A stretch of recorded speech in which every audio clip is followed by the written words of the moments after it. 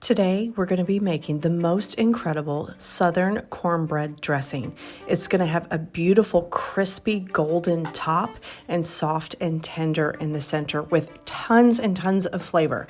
But in order to achieve the best dressing, we're actually going to need to make our own cornbread. And this is an all-cornmeal cornbread. So it's a little bit stiffer, like it has a little more crunch and texture than cornbread that I would normally make on its own. So I purposely add only cornmeal because that extra texture is going to then translate into the dressing and add the best texture. So I make this as a savory cornbread. There's no sugar in this because I don't want it to be sweet. So we have our simple base ingredients of eggs and oil and buttermilk and cornmeal, salt, and baking soda. So we're going to mix the wet and dry.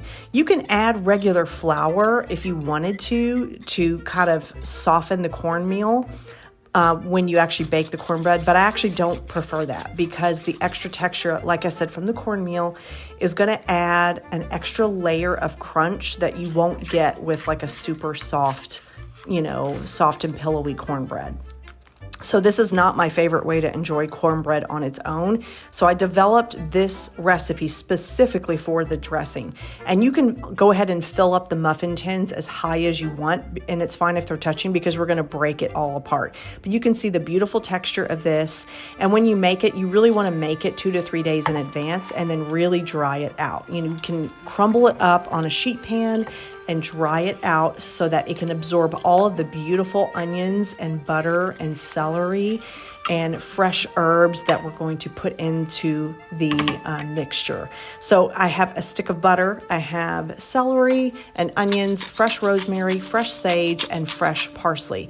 The fresh herbs make such an enormous difference. You can also use dried poultry seasoning, but if you can use fresh, it's really going to add an extra layer of flavor.